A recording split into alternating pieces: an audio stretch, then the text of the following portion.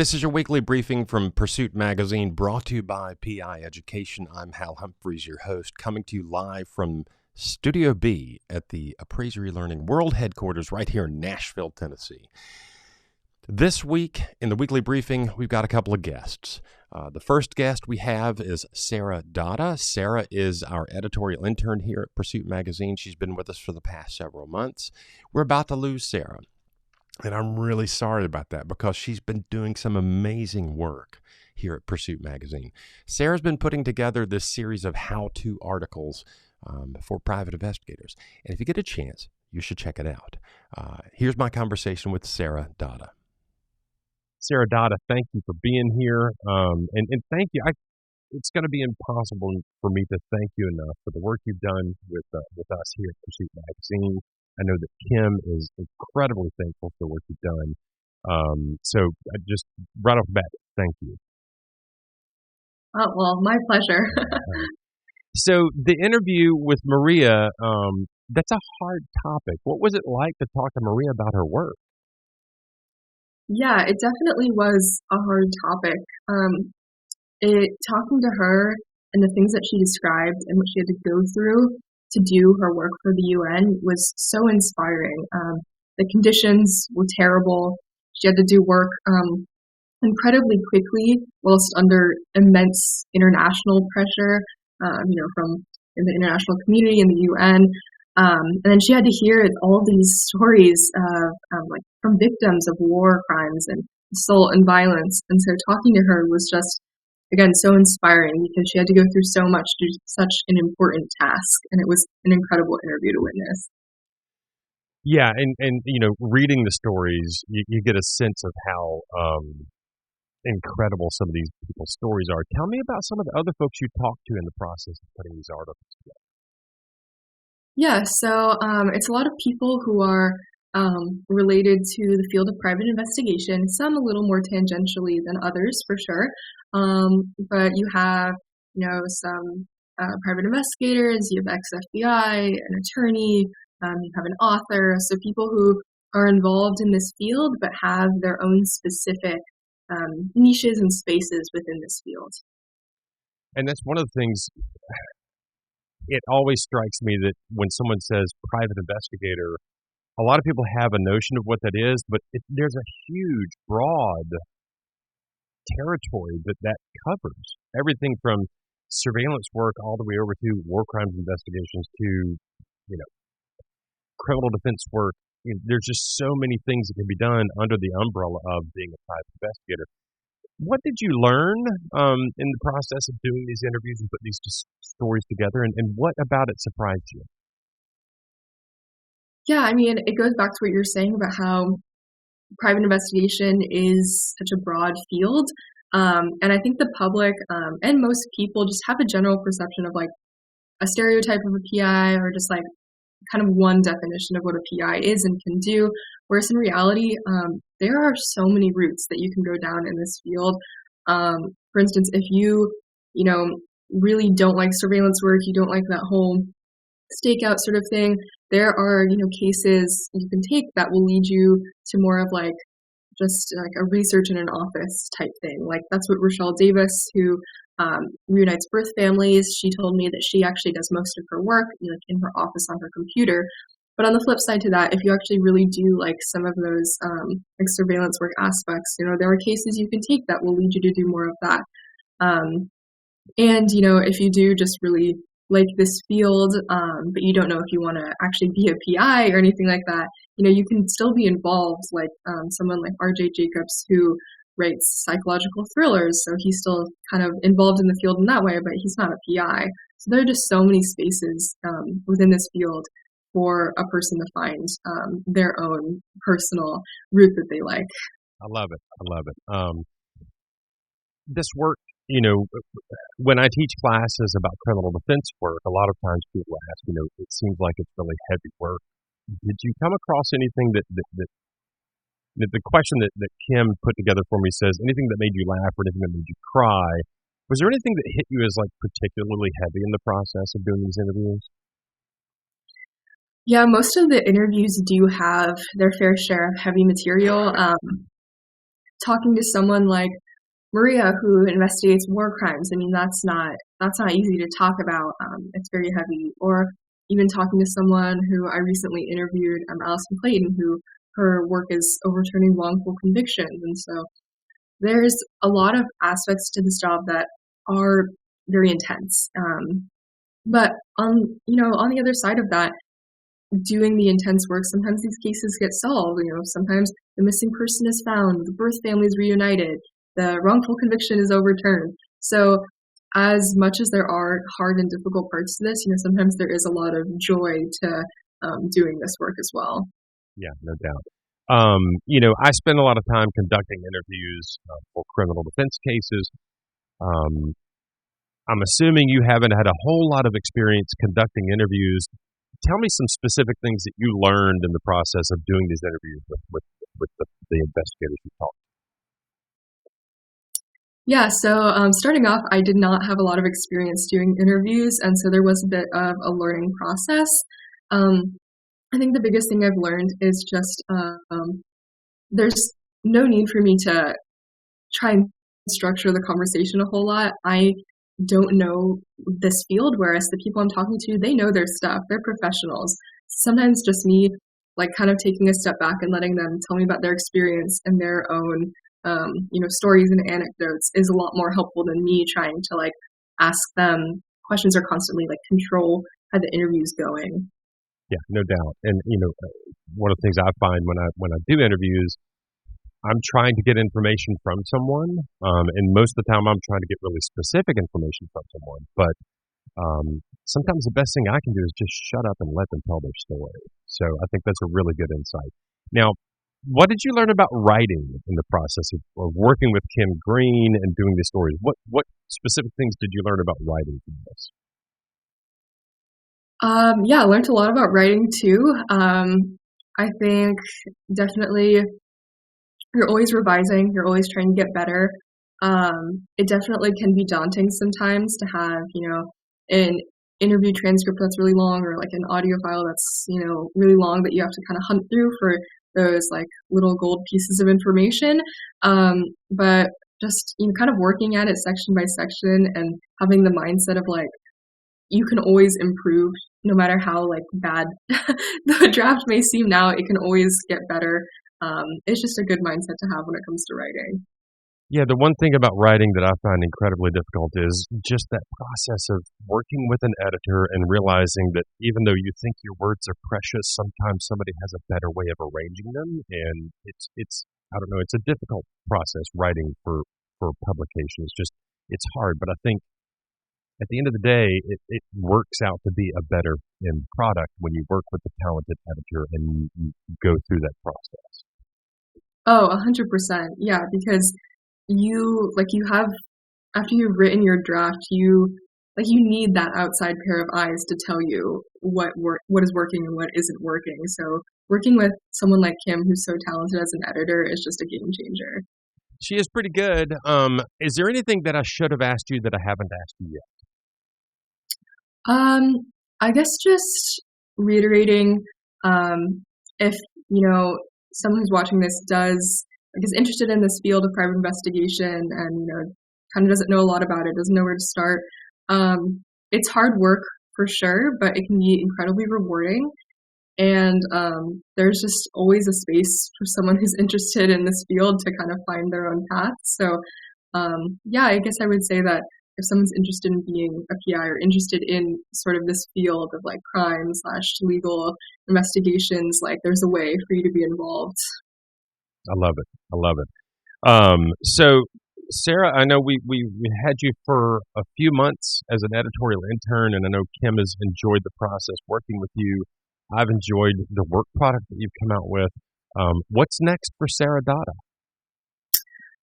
Well, in a few weeks, I am going to be moving for school, and then after that, just hoping to continue writing in whatever form that takes.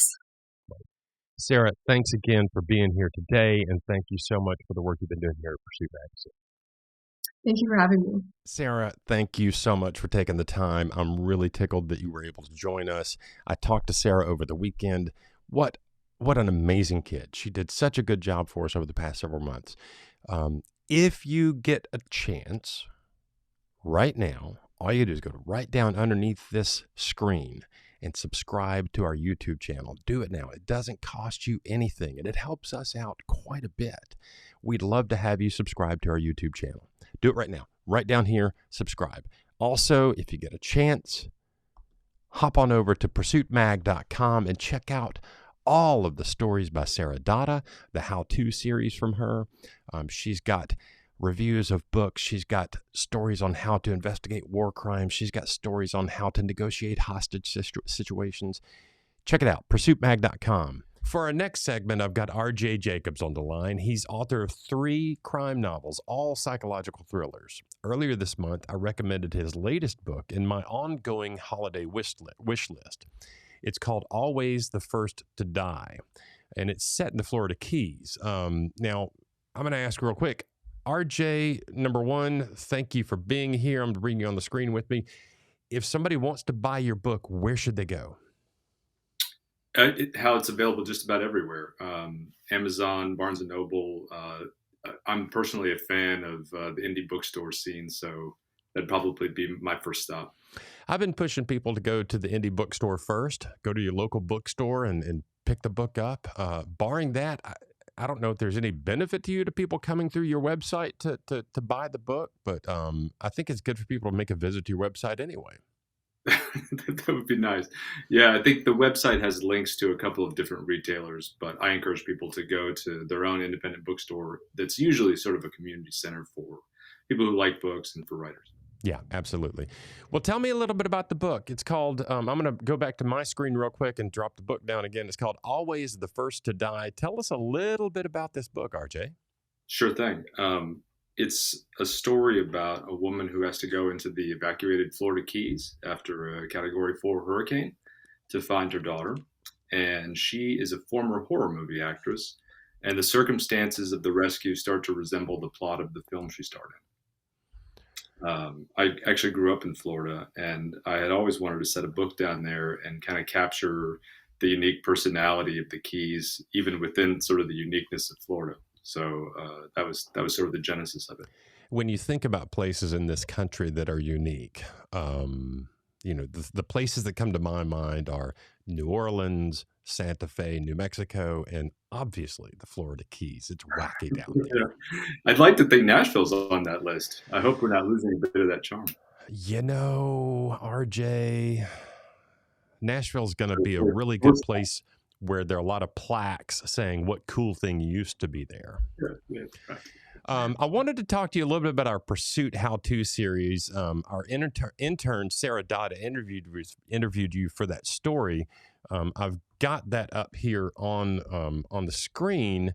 Number one, what an amazing kid. Did she not do a great job with the interview? It was such a pleasure talking with Sarah. She did such a great job. And I think she did a really good piece on this. I like how you and Sarah break down the plotting, the writing, and even the marketing. A few things stuck out to me. You're a clinical psychologist. What is your specialty as a clinical psychologist? Yeah, so I've been a psychologist for almost 20 years now, which is hard for me to even believe. But I work in 2 different settings. I work in they're both clinical settings. One is more of a healthcare setting where most of my colleagues there are physicians. And one is the Veterans Hospital where I do assessments. Okay. All right. And so in the more general clinical setting, most of my referrals come from primary care doctors. And so these are people who are just kind of going through family stuff or are dealing with anxiety or depression, very common right now around the holidays. And at the VA, a lot of times I'm dealing with people who are struggling with PTSD, and I'm trying to put some parameters around that for people who are going to be treating them. Right. And, this is way off script, but, PTSD is such it's one of those things that seems unknowable to people that don't know what it is, that have never experienced it, but is a very, very real thing. And you got these kids going over and fighting wars and coming home, and I can only imagine. Yeah, It's difficult to characterize in one way, except I think of it as a disorder of avoidance. So a lot of times when people come back, they will avoid anything that really resembles in any way what they experienced over there. And so they'll go to great lengths to not have trigger is sort of a buzzword, but triggers or things that kind of make them feel like those circumstances are happening again. Yeah. They'll really go out of their way to avoid loud noises or crowded spaces or even like refuse by the side of the road, something that might have looked like a bomb while they were deployed. And they know intellectually that it's probably not, but there's something kind of in their brainstem that tells them to avoid it. So that Yeah. avoidance pattern really, I think, characterizes PTSD. Yeah. Well, I'm sure you hear this quite often, but thank you for your work with veterans. It's the work of the Lord, no doubt about it. It's rewarding for me too. Yeah. So getting back on topic, what is the recipe for a psychological thriller? What defines a psychological thriller? What makes a book a psychological thriller? I probably should answer that question by saying sometimes I'm not 100% sure myself. Even now, I feel like I'm not totally clear on the distinctions between certain like parts of genres or subgenres.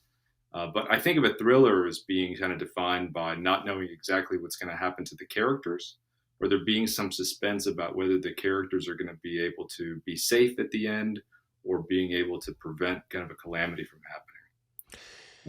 A psychological the psychological element of it, I think, involves their perceptions.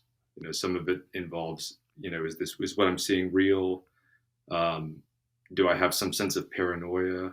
uh, am I seeing what other people are seeing? And maybe I'm a little bit suspicious of the people around me. And how does your work as a psychologist come into, creating characters for these books? Every once in a while in my office, I'll hear sort of a vignette or a bit of a sub story or a snippet that will be kind of inspiring, and I'll find myself mulling it over later as if a character had said it. Honestly, I feel like it goes the other way, where I feel like my work as a writer actually helps me a lot as a psychologist, because I'll sometimes it's a persistent source of metaphor as I talk about editing and where something would fit into a narrative and how big of a part of a narrative you would want something to be kind of in the story of your life. So I feel like I draw more more in that direction. It's kind of strange to admit. That's actually really interesting, because for me, the process of putting words on a page helps me organize my thoughts. Hmm. If I'm dealing with specific things, sometimes I will actually write out what I'm thinking about that specific thing. But in general, putting words on the page helps me organize my thoughts. And I hadn't thought about that aspect of what you do, but you're putting words on a page on a what seems like a breakneck pace. But that's got to help you organize your thoughts in general, and then you can take that back to the work.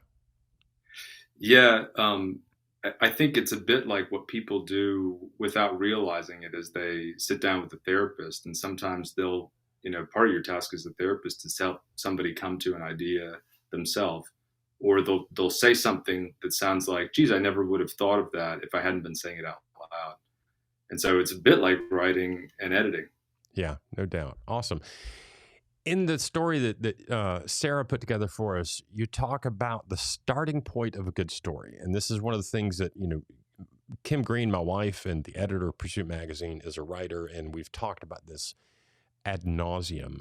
But the starting point of a good story, you know, it's got to seem almost impossible, but at the same time, it's got to be plausible. Give us an example of what that is. Yeah, I love a story that starts that way because it's so intriguing, and I think one of the things that people really like about mysteries is that they're trying to solve or figure out the mystery themselves. And when things start impossibly, it sort of adds a little momentum to that process. I think the example from my book is seeing someone who has passed away on a video clip from the day before. That would be impossible. They couldn't be there. The classic one, the most classic one from like screenwriting classes and stuff is a person who is hanging, and they're hanging from a ceiling that is too high for them to ever have reached. Right. Um, and Right. there's to extend it, there's a puddle of water underneath them. If you're familiar with the conflict that I'm talking about, And it's a great one. It's an absolutely great yeah, one. Or the you scratch same your thing. head, and then once you get it, you it clicks. And the other one that I've heard in the same vein is there's a guy with a puncture wound in his head, and there's no weapon to be found, but there's a pool of water next to the head. Yeah, right. All right, good. That's yeah, that makes sense. So this is a question that Kim and again Kim and I have talked about this ad nauseum. How do you make a character seem real and believable, almost like actually alive? How do you do that? Yeah, it's. I think it's a challenge because I think what you want is a character who has a relatable conflict, and maybe even a relatable drive. You know, it's kind of a writing exercise for people who are starting out to think about what each of their characters wants. Each of them, you kind of go through the list of all the characters and figure out what they want and maybe how they're trying to get that over the course of the story arc. Um, and I think to make a character believable, that desire has to be relatable, and also for them to have some degree of human insecurities, maybe based on previous things that have happened that would make them believe they were not capable of pulling off what they wanted to. Yeah. I think that makes a relatable character. Yeah. Okay. That makes sense. All right. So for the month of December, I like to make suggestions to private investigators and our constituency here at Pursuit Magazine, which involves a lot of what I call spy curious, people that are intrigued by the investigative lifestyle. And one of the things I do is I try to offer suggestions of books for them to read. So who are some of your favorite mystery authors and who inspires you? Oh gosh, I really like Ruth Ware's books. She's very popular, and I completely get why. You know, she can take a really intricate plot and make it something that just seems seamless. And I guess the other one would be Peter Swanson or Sherry Lapina. Sherry Lapina tells a story where you're sort of marching through and kind of keeping the pages turning, but the story feels like it has a lot of depth at the same time.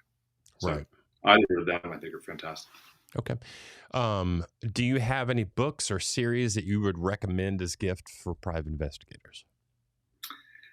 Yeah, going back to Peter Swanson, his first book is fantastic. It's called "The Girl with the Clock for a Heart," which is a fascinating title in itself. But it's noir-ish. It's definitely a crime novel, and it's one of those where you find yourself questioning the characters and are they good or not good throughout the course of it. I think it's really successful in making you kind of flip your perception back and forth. Fair enough. I like that. One of the books I recommended last week, and I think you and I may have spoken about this earlier in the week. Don Winslow. Do you know Don Winslow? Do you know the name Don Winslow? Right. Yeah. He's got a book called California Fire and Life, and it's kind of a one-off in his catalog of books. But the main character is an arson investigator, and for private investigators, I recommend this book all the time because he's got, I think it's chapter 3 in the book. His main character actually goes through this process of an arson investigation, and it's just so detailed and perfect and methodical. It's like actually a textbook for private investigators. That's cool. Yeah, that's cool. Yeah. So, all right.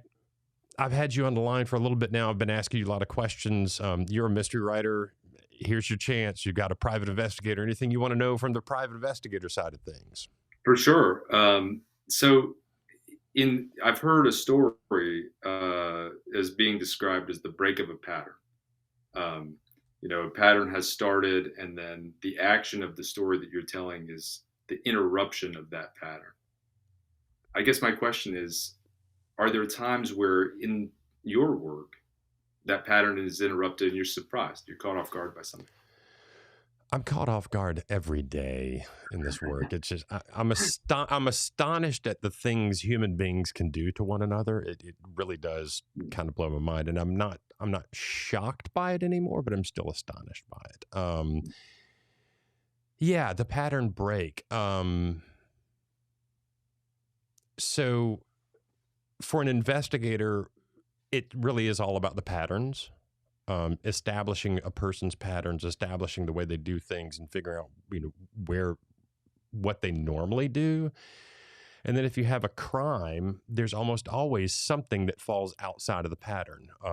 For instance, a husband found out wife was cheating on him with a person that he really liked, maybe not best friends, but friend. And that breaks a pattern. And then he does something really stupid after that. So yeah, that we think in terms of patterns because people generally operate in patterns, but when there is a break, we want to know what that's about and dig into it. Yeah. Metaphorically, I mean, it falls into the thing of like, polygraph examinations are not admissible in most courts because they don't detect lies. They detect anxiety. And for me, when I see anxiety in a witness, it doesn't mean they're telling me a lie. It means I need to ask them more questions about that topic. So, and again, the polygraph machine detects a break in a pattern. Truthful answer, maybe not truthful. A polygrapher would say, oh, that's an indication of lie. What I would say is that's an indication that that person's uncomfortable about that, and I want to find out more. Yeah. All right. Yeah. RJ, I cannot thank you enough for taking the time to do this. And please keep us up to date on what books you have coming out next. Again, when did you start writing novels? Oh gosh, how I started in college writing terrible novels, as I think most young people probably do, who aren't preternaturally gifted. But I think you kind of have to go through some of those early things to kind of teach yourself a bit about how to do it. But I probably got serious about it about 4 or 5 years ago. So 5 or 6 years ago, time goes so fast. It does. 5 or 6 years ago, you got 3 books out. I'm sure you're working on the next one right now. Do we know when that's going to drop? Yeah, I just learned that yesterday. Actually, it comes out September 12th of 2013. Oh, that's fantastic. 2023. September 12th of 2023. That is fantastic news. That's awesome. Well, tell everybody on the show here one more time where they can find your books and how to go about getting them. Yeah, so books are available from any major retailer, Amazon, Barnes & Noble. The local bookstore is sort of the best way to go, I think. But they're available on Audible or Libro FM for people who like audiobooks, and not super hard to find. Very good. Jake, thank you again for taking the time. It's really good to have you here. It's my pleasure, Hal. Thank you so much. All right. Thank you, RJ Jacobs, for taking the time to join me over the weekend for that brief chat. And thank you, Sarah Datta, for joining me over the weekend. Both of them took the time on Saturday last weekend to sit in on a recorded interview to drop into this weekly briefing from Pursuit Magazine. I appreciate both of them. We are sorely going to miss Sarah Datta's work here at Pursuit Magazine. She's been a fantastic editorial intern. That's your weekly briefing from Pursuit Magazine, brought to you by PI Education. I'm Hal Humphreys, your host. And now a brief message from our sponsors.